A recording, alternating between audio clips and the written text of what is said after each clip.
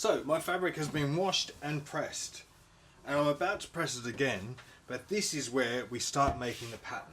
So I'm going to unfurl all of it onto the table. This is 3.5 meters. I've measured it exactly. And the first thing you do is cut off the first 50 centimeters. Our sash. That's what we're making. So if you're making this out of the 50 centimeters like this, I would probably cut it in half. So I would split it exactly in half. So there is the obi. So when I come to sew this, you'll see it later, but these will be folded in half that way. They'll be joined first at the edges, and then it will be that width, which is a lovely comfortable width for a sash. You might say about a centimetre, maybe a centimetre half of seam allowance. So we've got, yeah, there you go, 11 centimetres for that, which is, there you go, is that 4 inches? 4 inches. Perfect width to make a sash. There's your sash. So put this aside and have that ready for when you're sewing. Now, making that sash was exciting enough. This is where the magic happens. I now have 3 meters of fabric, 3.2 yards of fabric that is 60 inches wide or 150 centimeters wide. You take your fabric and you fold it exactly in half, selvage to selvage. If you've kept your selvages, you'll see these are quite large selvages. I'm keeping them. I think they're lovely and they're nice and canvassy. And then you take this and pull it like this, keeping the selvages together, and you're folding it in half. Right now you are making your pattern. That's how easy this is. Fold it in half, and what we're trying to get is this line down here. This is the line that we're going to cut. That's the center of your garment, the center back, the center front line. And then you can see here, this is going to be the sleeve, or it might, and then half of that there's going to be collars and overlaps. It's that simple. So I've folded it in half, I'm going to press it, and then I'm going to fold it in half again. See this? That's what we're looking for, because you're going to cut down that. So this is what I usually do. I've pressed, and so now I'll cut that, and then I'll do the other halves by themselves, because it's just less fabric to handle all at once. So I've got 2 halves. One's over there, one's here, and we go through the same process. Send it to the back. Fold it exactly in half, so selvage to raw edge now. And if you were using a directional fabric or a fabric with a right side and a wrong side, you need to have them marked. You need to know which sides they are. This is just white poplin, so I can fold this and move it any way I want. But you would be aware of the direction they're going. You would mark it. So I would have, if this was a directional fabric, if this was a satin or had a pattern on it, I would have marked all the way across the bottom before I even cut this in half, before I then cut it, so I knew which was the bottom and which was the right side, and then all of them correspond to that. And you would do that before you make any cuts across the grain, so you know where the bottom of that piece starts and where the right side is, and so it goes up. But this is cotton poplin, so none of the rules apply. Go for broke. See how that is just falling in half? And I'll go through the same process again. I'm going to press down here and then chop all the way up. And you see how by pressing it, I'm going to get more of these little creases out of it that happen from from handling the fabric, just general handling. So I'm going to go press this, and then I'll do the same with the other half as well. So the other half will be a mirror image of that, and then I'll chop both of them in half. Let's go. There we have it. I have 4 strips just like this. Let's have a look.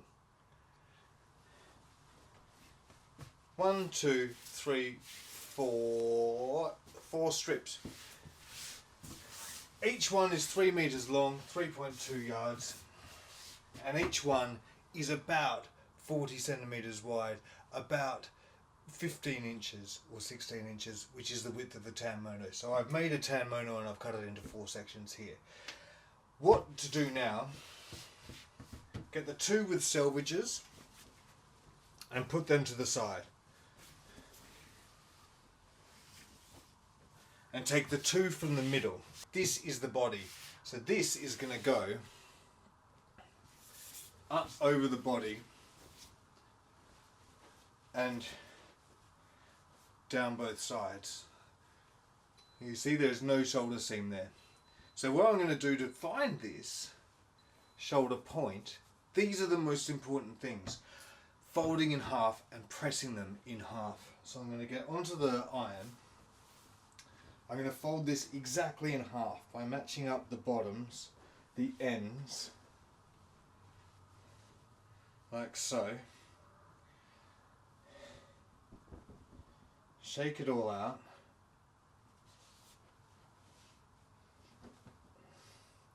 And find the exact center of the body pieces and then put in a crease there. I'm going to mark that as well because this is a really important part of the kimono to have. Part of your pattern is this measurement. I cannot stress enough how important these points are. It's a very easy pattern to make, and the only stringent part is knowing where the tops of these pattern pieces are. So you can see there, it's just a little mark. That's your body pieces ready for the moment. After making the body pieces, you should have 2 pieces left which either had the selvage on them or on which you've removed the selvage from. So these are the side pieces. So it's quite a lot the same as the body pieces. We're going to find the exact center in the same way, making sure it's precisely half. That's precisely half. And I'm going to come across, mark that in nice and sharp. I'm going to cut this in half, and that gives us our 2 sleeves. I now have 2 pieces that are 60 inches, 150 centimeters long. Both of them have a selvage. This is half of one of the 4 quarters from the edge. These are your 2 sleeves. We find the sodayama, we have to find the halfway point again. And this is just as important as on the body piece. This is one of the most important parts of the whole yukata, is to find this and make sure that it's an accurate halfway point of the sleeve, because this is where it joins to the body. So this is where it joins here.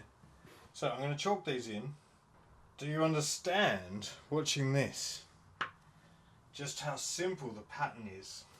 We've now done half of the pattern pieces being cut. We haven't used any measuring tools really, we just use halves and folds. So we've got 2 body pieces and 2 sleeves. Do you see that? Doesn't that look, you can see the tanmono all rolled up. 2 sleeves, 2 body pieces. They're so alike that you could actually get them mixed up and make a tiny little kimono with huge sleeves. That would actually be quite fun. So we now have 1 quarter left. There it is, it's 3 meters long. And this is where we get the half width. So this, your okumi and your collar pieces are all going to come from this piece. And instead of folding it lengthwise, well, instead of folding it across the grain like that, we're going to fold it with the grain. So we're going to take selvage to selvage, and just like we did when we were quartering it, we're going to fold it exactly in half, nice and neat, and then press and then cut all the way down there to then get the last 4 pattern pieces. There we go, you've got 2 pieces that are still 3 meters long, but they're now 1/8 of the width of the initial fabric. I take one of these pieces. I've got the piece with the selvage on it, because that's what I've decided. I need to make 2 measurements down this piece of fabric, and that is where I'll cut it to make the collar pieces. So there are 2 collar pieces, the over collar and then the under collar. And the over collar is always 90 centimeters. The over collar is double that exactly at 180 centimeters, which is 35 and a half and 71 inches respectively. So I'm going to cut straight across here.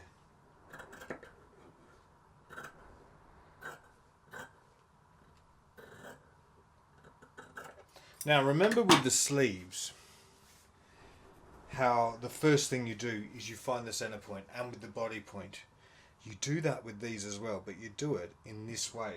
So I'm going to now make the under collar, so the longer piece, with this over collar as my marker. This is 90 centimeters and I need to make exactly double this, but I also need to know where the halfway point is. So by putting this on top, I've just found the halfway point and go down the other end, lay it down exactly on there, like that, and come back up and put in another couple of marks. And so I've just made my collars, and I've only had to measure one thing once. This is what I'm saying. It is that easy. And there is that excess that I was talking about. So you can see it'd make a charming pocket or a little bag or something. You could imagine having a pocket somewhere on it if you wanted to, or a little tobacco or cosmetics pouch. So we've got the last piece. This is the last strip of fabric you have. It has no selvage on it because we use that on the collars, and that's absolutely fine. And this is the okumi. It's called okumi in Japanese, and in the pattern we call it the front overlap, because that is exactly what it does. So on my yukata here you can see it's this little, it's about 15 centimeters from there to there, and it's very uniform in that way. In kimono and yukata making, the width of this is quite uniform. It might go down to about 13 centimeters using seam allowances and things, but it's usually kept at around 15, so that's 6 inches around that width. It's a very uniform piece, and it's just the overlap, and it's measured in this way. When we make the kimono, here's the little quarter scale one that we had from before. You can see here's the crease at the top of the body, and here's the okumi. This is where the collar comes across, and it doesn't actually meet the okumi, the front overlap, until about here. But it is still incorporated in the sewing, and it's tucks underneath the collar all the way up, because you remember you never subtract from these garments when you're making them. This diagonal is made by folding all the excess fabric in. You'll see that later during construction. So we keep it to just below this length. So from your shoulder to hem, it's a little bit shorter than that, and it can be exact the same length. If you want, you can fold this directly in half and cut it, and that will work fine. But it just takes a little bit of bulk out of the top if you just move it down about 5 centimeters or 2 inches. So it's not much. So here we have the first front overlap. Again, if you're dealing with patterns and pattern matching and directional, you need to consider this a lot more. If this has to match with the body, then you need to get the body piece out and have it against the body piece and move it up and down until you find the point, and then you cut it. And in that case, you're going to need extra fabric than is required in the pattern to move with the pattern matching. That's what happens with pattern matching. This is plain white, so we can cut whatever we want. I'm going to cut this piece. Marvelous. And then come in and do what we did again, because these are exact pairs. You don't need to, you measure one twice and you measure this, you don't have to measure the second one, and that will be 145 centimeters along that part there.